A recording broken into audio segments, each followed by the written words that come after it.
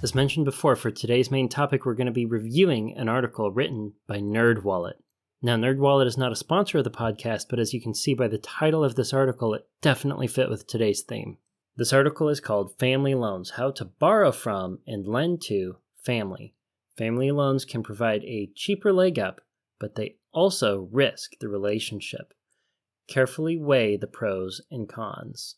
So not only do I want to read through this article and share it with you, but I want to provide my own insights to the trade-offs that exist within the decisions or the examples that they have in the article about lending or borrowing from family. So as we get started here, the article begins by saying, borrowing from family may seem like a low-cost option if you need money for a down payment on a home to start a business or repay high-interest debts.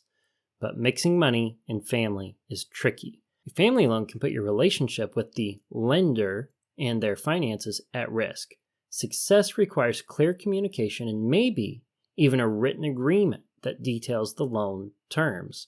Family lenders must also consider IRS guidelines. Now, the IRS guidelines are something that you should very seriously consider. There's always a question of, was this a loan or was this a gift? The IRS is going to treat them differently. I'm sure the article's going to dig into it. The other thing is when you loan money, the Fed dictates a minimum interest rate that must be charged.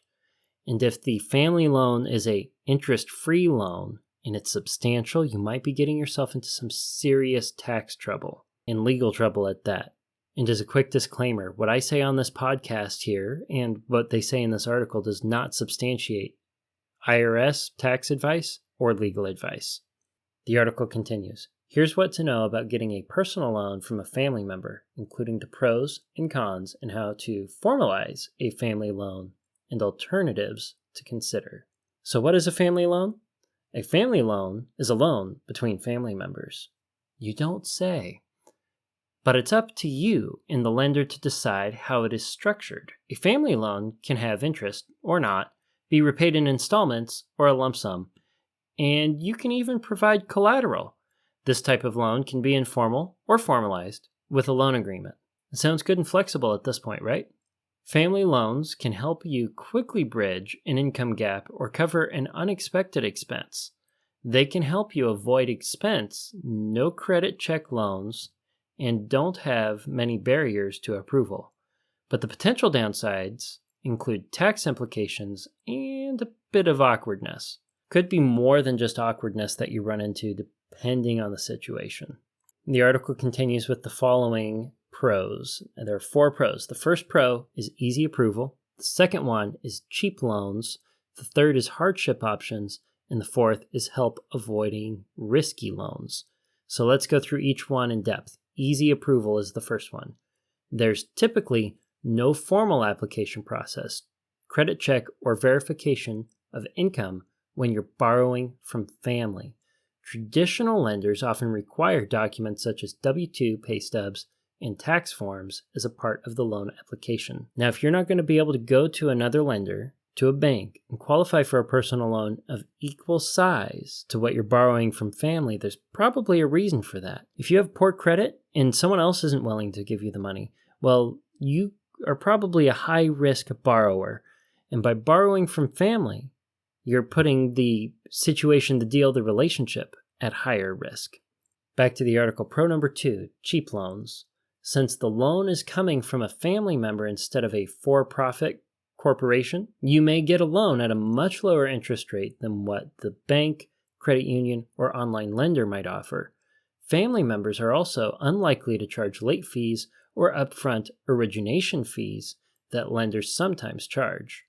Sure, while this may be a benefit, there's also the flip side. What if the family member had an expectation that you would abide by a verbal agreement or a fairly informal agreement, and if you didn't, they expected you to pay them more interest or a fee or something like that, and it wasn't spoken. It wasn't detailed out. That kind of situation does happen. So while they're less likely to do that to you, if they decide to, well, that's going to be pretty harmful to the relationship. At least it would be if someone did that to me. I wouldn't be very happy with them. Jumping back into pro number 3, hardship options. Family members may be more lenient than other lenders if you encounter a hardship, like a job loss or illness, letting you pause or suspend payments for a period of time. So I think what they're saying here is if you fall on hard times, you lose your job, or you become so ill that you can't work, well, family members are probably going to be a little bit more emotionally invested in you as a person than a lender who sees you as a faceless number. So a family member is more likely to say, it's okay, you don't have to pay me back now. I understand you're going through a hard time. We'll take care of this when you get back up on your feet. But you need to remember what you have done now is you've put yourself in a situation where you feel like you can't pay your family member back because you can't. You really can't. Just like you couldn't with another lender. And depending on how long your hardship is going to last, well, that's going to perpetuate the situation where you are beholden to your family member who lent you the money. The Bible says the borrower is slave to the lender, and that is still true when you're borrowing from family. When you are visiting with this family member who lent you the money, even though you're on hard times and they're understanding, you're going to feel less independent. You're going to feel a little weird about the fact that you owe them money. And you're going to feel judged by them. You're going to feel like they're watching you. They may very well see you doing something with money that they don't approve of, and they're like, well, they owe me money. Why are they doing this when they owe me money? They could have paid me back. And they may not say it, but they think it. And just thinking that kind of stuff sows division in the relationship, no matter how close it was before. Hopefully they mention that in the cons here. They list 3 cons. Number 1 is the potential for conflict. The second one, tax implications. And the third one, there's no credit building. The first one's the big one for me. Potential for conflict. If the loan isn't repaid or the terms of the agreement are broken, it can lead to arguments and strain in a family relationship. The family member loaning the money must consider the chances of not getting the money back and whether the loan will impact their own financial goals, such as retirement. So if you're the one who's in a healthy financial situation, you have members of your family who are asking you for the money. You're trying to decide, do I help them or not? Is this going to lead to a financially enabling situation that's harmful for them, or is this something that can genuinely help them? If that's you, if that's your situation, the advice I would have for you, if you feel so compelled to give this financial help, is to only give what you can afford to not ever receive back. And when you loan that money, loan it with the understanding you may never see it again. Because the person who's borrowing it from you may be like, well, they're well off, they don't need it. And I'm having a hardship and we're family, they should understand. And they may end up treating it more like a gift. And you don't want to go after them trying to collect it and harm the relationship. You may not ever lend them money again because you know that they're not good for it. But only lend money that you're willing to never see again. That should at least in part help your relationship with someone who borrows from you and never pays it back. Now, that doesn't necessarily make it right, but I think it's a good guideline to help guard your heart against harming the relationship or feeling that you broke the relationship by lending the money. And they mention in different terms here that it's unhealthy for you to be lending money to a family member if it exposes you to undue risk, if it's an imprudent decision for you. They basically say, are you harming your financial future by lending that family member money? If so, that's probably bad, because now when you can't make that financial goal, when you're hindered in your financial future, you're going to hold it against that family member, either directly or indirectly, either in your mind or in your heart. And you deserve a better relationship with your family members than that. Jumping back to the second con in the article, tax implications. If the family loan is interest-free and over $17,000 as of the writing of this article, the family member who loaned the money may need to file a gift tax return. If the loan includes interest, the lender must follow IRS interest rate guidelines and potentially report it as income. Now, that just sounds like a really messy complication when it comes to filing taxes, doesn't it? Even if I wanted to help a family member, I would feel compelled to avoid this undue burden and complication for filing taxes. And it also raises an interesting question. They mentioned it in the article there, both gift tax as well as income and interest. So is it going to be classified as a gift? And is it going to be taxed at the gift tax rate? Or is it going to be taxed as a loan? And when you get the payment back with interest, that's going to be classified as income for the family member who lent the money. Well, either way, it's going to be important to have a written record in this situation of what it was. Was it a gift or was it a loan? Because As mentioned before, a loan that's never paid back may very well look like a gift, and if it wasn't determined in an agreement that was written, well, it's a my word against their word situation. And I don't want to be in a place where I have to go back and forth with family like that. And to a much lesser extent, that's why I wrote a written agreement for carpooling with my brother. Okay, the article's last con for lending money to family. Number 3, no credit building. Payments toward a family loan aren't reported to the credit bureaus, eliminating the opportunity to improve the borrower's credit. Good credit scores can help you qualify for credit in the future, like a mortgage or a car loan. If you haven't heard me mention it on the podcast before, a credit score is a number that lenders are using to see how likely it is that you're going to pay them back. It's a number that indicates to the lender how safe a bet you are for them to give you money so they can make money. And if you want a credit score that's good, well, that's just so that you can borrow more debt. It's an endless cycle. You borrow money so you can build a credit score, so you can borrow more money so you can build a credit score, so you can borrow more money. And it just goes round and round and round. Well, why do we need to borrow money? American society tells us that stuff is going to make us happy, that being a good consumer is going to support the economy and help us improve our pursuit of happiness. But we know that we cannot buy happiness. We know that there's more to life than the material. So if we are just trying to buy our happiness, we're basically seeking an endless trail of temporary joy that can only be topped by spending more and more and more. And if we are outspending our income, we're spending beyond our means. The only way to do that is to borrow more and more and more. We live in a society that says instant gratification is the way. For goodness sakes, what would be the purpose of a credit card if it wasn't to go and buy something that you want now with money that you don't have? What would be the purpose of having a high credit limit that is super easy to access, that you can use to buy everything from a barbecue grill to a cheeseburger at McDonald's? Back to the article, how to make a family loan agreement. Okay, so they're getting into the nitty-gritty of what to do if you decide to continue borrowing or lending to family. Use a family loan agreement to avoid issues that may arise during the repayment period. This is a contract that spells out the terms and conditions of the loan. Basically, write down your boundaries and expectations in advance and stick to them. Having a notarized, oh wow, they're going all the way. Having a notarized and signed agreement with a family member may seem impersonal, but having things in writing can prevent misunderstandings and frustrations. Be sure to include both parties in the decision-making process. I tell you what, if you got a long-term agreement, everybody's going to remember it differently if it's not written down. Here's what to include in your family loan agreement: the amount borrowed and how it will be used, repayment terms, including the payment amounts, frequency, and when the loan will be repaid in full, the loan's interest rate. The IRS sets an applicable federal rate each month, which is the minimum interest rate allowed for private loans over $10,000. So keep that in mind. If you ever lend more than $10,000 as of the writing of this article, you're going to be subject to a minimum interest rate that you must charge or be being charged by the IRS. If the loan can be repaid early without penalty, and how much interest will be saved by an early repayment. Lastly, what happens if the borrower stops paying, whether it's temporarily due to an emergency or entirely?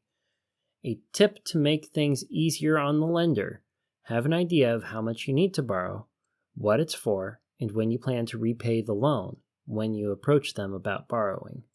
One thing that it doesn't mention here, by making a written plan and putting it all on paper, you're also introducing friction to doing the deal. And this can be very healthy for both the borrower and the lender in the family situation. If you're the lender, you know that only someone who's very serious about paying you back is probably going to go through the due diligence of filling out this paperwork and actually signing it. And you know that they're not going to try to turn around and change the order of the deals either on purpose or on accident. Continuing with the article, it lists some alternatives to family loans. When weighing the pros and cons of a family loan, consider alternative options that may provide more cash and less risk to family relationships. as harming your relationship is indeed the greatest risk when dealing with money in the family. Alternative number 1, personal loans. You can borrow a personal loan from a bank, credit union, or lender. You get a lump sum of money and repay it in monthly installments over a period of 2 to 7 years. Personal loans can be used for nearly any purpose, including consolidating debt or home improvements. Personal loan rates range from 6% to 36%, with the lowest interest rates reserved for borrowers with good to excellent credit, a score of 690 or higher. Some lenders, like online lenders and credit unions, offer loans to borrowers with low credit scores. Bad credit loans can have rates at the high end of the lender's APR range, but they're much more affordable than payday or other non-credit check loans. Yeah, I'd never consider a payday loan under any circumstances. I covered payday loans and the financial trap that they are in episode 30. Let's see if there are any other alternatives here. Next one is co-signing personal loans. Some lenders allow you to add a family member as a co-signer to a loan application. Doing so can increase your chances of qualifying, but put less pressure on the family member since they are not providing the cash. However, there's still a risk of damaging the relationship. Failure to repay a co-signed loan can hurt both of your credit scores. A co-signer must repay the loan if the borrower cannot. And that is why you never, ever, ever co-sign a loan for anybody. If they don't pay the loan back, you're on the hook for it. And if you don't pay it, well, both your credit scores do tank. And having a bad credit score is significantly worse than having no credit score.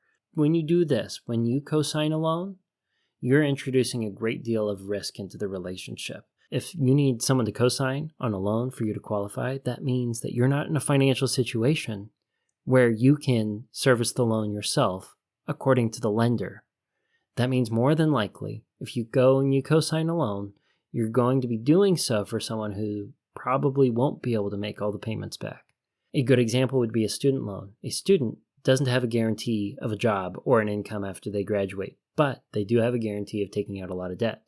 You as the parent do have an income, so when you go in and you co-sign on their loan, you're taking the responsibility of their debt to get that education and reducing the risk to the lender enough that they're willing to shell the money out, knowing that you may very well likely be the one who pays it back. The next alternative they list is cash advance apps. Cash advance apps let you borrow up to a few $100s and repay money on your next payday.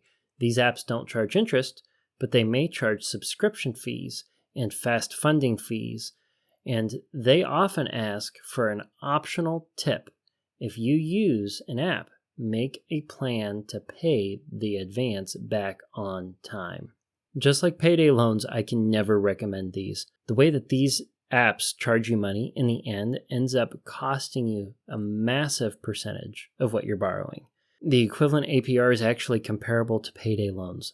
I don't like these things at all. They're basically payday loans in your pocket that you have instant access to, boasting interest-free borrowing, while they profit on the fact that you're probably not running a monthly budget. Okay, next, buy now, pay later. A buy now, pay later loan is an at-checkout financing option that splits the bill from one shopping trip into multiple, usually 4 smaller payments. These payment plans are available at major retailers and are the best for large purchases, like a new mattress or a laptop.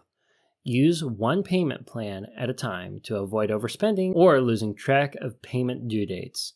And I think I've covered the buy now, pay later stuff before, and if I haven't, I've written it into a workshop. But buy now, pay later loans increase the average spending at the retail outlet by 40%.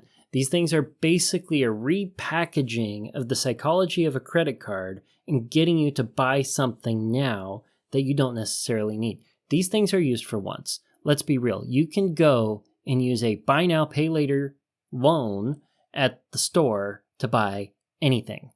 And there's a reason why they have that caveat. Only use one at a time so you don't lose track of things.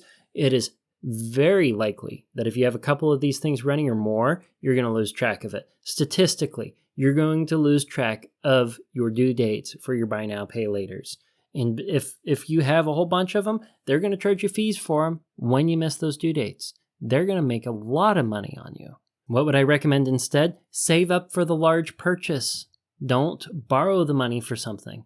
Have some patience, make a plan, make a sinking fund, save up for it. You might have to wait a little bit before you buy it, but you're at least going to be able to do it in cash in a way that poses no risk to you, let alone risk to a family member whom you may borrow money for to go buy this one. Okay, and the last one is gifting. When family members agree that a loan doesn't need to be repaid, it's considered a gift. This may be a choice when there's a concern that a loan might put the relationship at risk, and if the family member can afford to make the loan.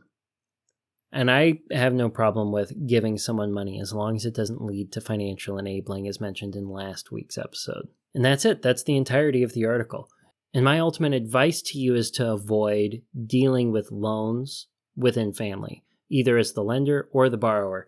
It just makes everything much messier. And the situation can probably be taken care of with a little bit more time and patience and financial responsibility for either party. And if you're the person who's wanting to lend the money to a family member in need, I would consider the alternative of giving the money. And if you're wanting to teach that family member how to be a fisherman as opposed to giving them a fish so that they can do better with money in the future, consider making your gift contingent on doing something like getting a financial coach or having a written budget, or give them half the money now and the other half of the money later when they are able to demonstrate some sort of responsibility or healthy exercise in personal finance that you think is going to most help them. And if they're not willing to do the work in order to receive that gift from you, well, then you know that you just avoided a situation where you're probably going to slip into poor boundaries and financial enabling that was going to be more harmful to both of you and your relationship. And I think that's going to wrap up the podcast today. If you liked today's episode, be sure to like it, follow it, subscribe to it, whatever it is on the platform that you use to listen to the HopeFilled Financial Podcast, whatever can help us grow in following and help us reach more people with healthy, hope-filled financial wisdom. Until next week, until next Tuesday, budget bravely and enjoy your hope-filled financial future.